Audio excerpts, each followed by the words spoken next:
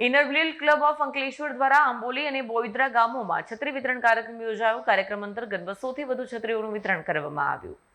વરસાદી ઋતુમાં ગ્રામ્ય વિસ્તારના બાળકોને શાળાએ આવવા જવામાં મુશ્કેલી ન પડે અને શિક્ષણમાં કોઈ અવરોધ ન આવે તેવા સેવાભાવી ઉદ્દેશ્ય સાથે ઇનરવ્હીલ ક્લબ ઓફ અંકલેશ્વર દ્વારા આંબોલી અને બોઈદ્રા ગામોમાં છત્રી વિતરણ કાર્યક્રમ યોજાયો. કાર્યક્રમ અંતર્ગત 200થી વધુ છત્રીઓનું વિતરણ કરવામાં આવ્યું. સાથે જ બાળકોની સર્જનાત્મકતા અને પ્રતિભાને પ્રોત્સાહન આપવા માટે મહેંદી સ્પર્ધા, આરતી થાળી સજાવટ, રંગોળી અને હેરસ્ટાઇલ જેવી વિવિધ સ્પર્ધાઓનું આયોજન કરવામાં આવ્યું. બાળકો ઉત્સાહભેર ભાગ લઈ પોતાની પ્રતિભાનું સુંદર પ્રદર્શન પણ કર્યું.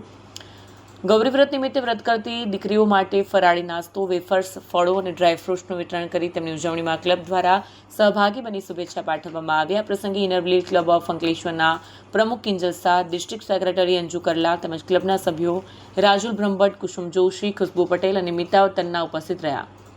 સભ્યોએ બાળકો સાથે ગરબાની રમઝટ પણ માણી અને કાર્યક્રમને આનંદ બનાવ્યો. વિડીયો જર્નાલિસ્ટ કરણસિંહ સાથે સડે ટીવી ન્યૂઝ અંકલેશ્વર.